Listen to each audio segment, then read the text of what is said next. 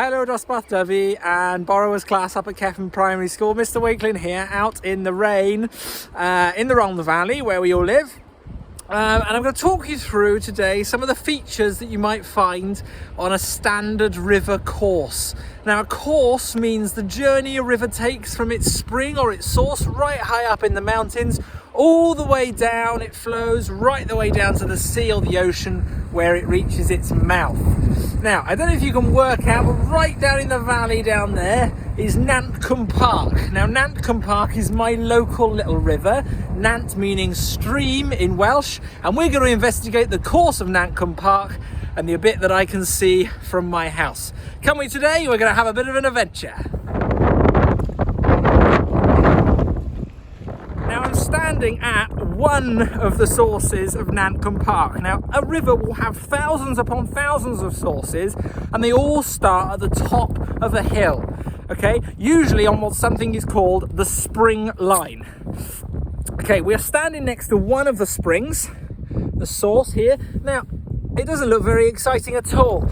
Springs are never particularly exciting. They're usually just where water bubbles up through the ground, and this here has just got a few reeds. You can't really tell that it's a spring at all, other than when you move slightly further down, you can see water beginning to trickle down. So we've got what is a really tiny little source here, tiny little stream where the river has started. Let's go back down the course now of the river and see what are the features we can spot. The feature we're looking at here is what's known as a confluence. Now, confluence is where two rivers of roughly the same size meet one another.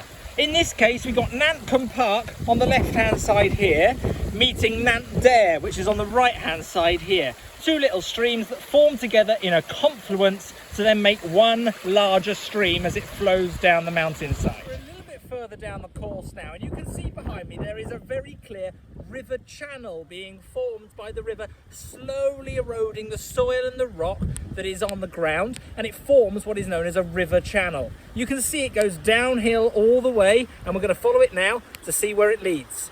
This is some sheep.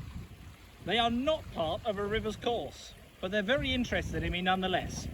Woohoo! Okay, so the smaller river now that we've just followed all the way down joins something even larger. Okay, so this is Nankan Park now, flowing up there, and we're actually standing in Nand Dare. Okay, now at this point we can clearly see that Nand Dare is quite a lot smaller than Nankan Park. That makes Nand Dare a tributary of Nankan Park.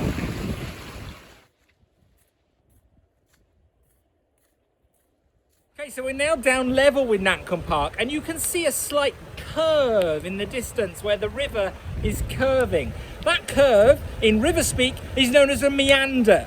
Now, a river will meander through the landscape as it finds the lowest possible level that it can flow in. So it's not called a river bend or a river curve, it's called a meander. Also, while we're down here, you can notice these rocks here. You've got a sort of semi-level before the higher level. This semi-level, this lower down level that isn't actually in the river, is called the floodplain.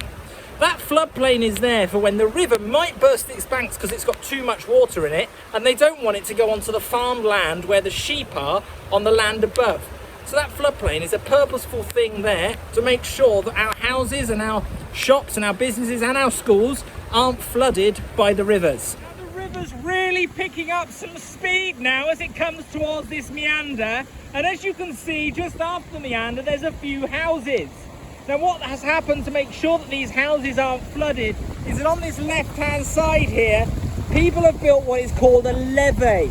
Now, a levee is a raised area of land on the side of a river that has been built to stop flooding taking place. Because if nature was left to its own course, this river would continue straight and probably flood that row of houses down there. So the important word here is levee as a flood defence. Now we're down the course again, and you can probably hear in the background the river is really flowing.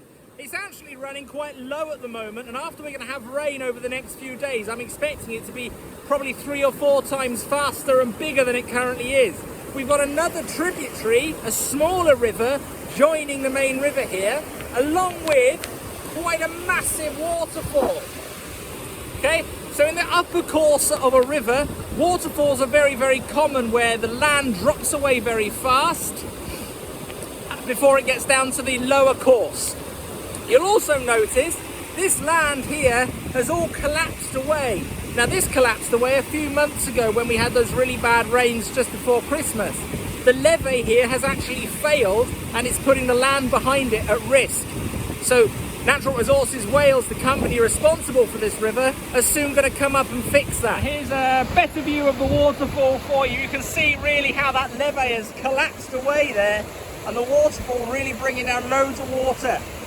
Now, you don't realise it, but if I was to get in here now, if I was to stand in there, this river would easily wash me away. Rivers are dangerous, dangerous things, particularly in the winter months. Now down on the row of houses that's protected by the levee further up the course of the river. The river is running just along these trees here. It's just below the level of this grass. Without that levee, that river would currently be running along the road that you can see behind me. So it's so important that we have flood defences and we have things put in place to make sure that our houses and our homes and our shops and our schools don't flood. Reasons that a river might flood would be if people have built houses on a floodplain and they've put houses too close to the river. Other reasons might be if a levee fails, like the one further up the course that I showed you has, or perhaps you've had so much surface water running off mountains, like the one you can see behind me, that there is just too much water for the river to cope and too much water for even the floodplain to handle. So you end up with too much water running along the surface, and that can also cause flooding. Now, unfortunately, the river and the path separate at this point, and I'm unable to follow it any further. But if you were to follow this river now for the next 20 miles, you would meet the River Rhondda. So the Nankan Park becomes a tributary of the River Rhondda. The Rhondda then meets the River Taff in Pontypridd, and the Rhondda becomes a tributary of the River Taff. And then if you follow the River Taff all the way down, you end up in Cardiff, where it meets the sea. And where a river meets the sea is called the mouth, and sometimes, especially in countries like Asia and America, the rivers form a delta at the mouth, where the river forms lots of different paths to the sea rather than one big mouth like we have in the UK. Okay, year 3, 4 and 5, I hope that's helped you label your sheet today. If there are any questions, please drop them in the comments on the task and I'll be sure to show you more about rivers if you want me to. Good luck!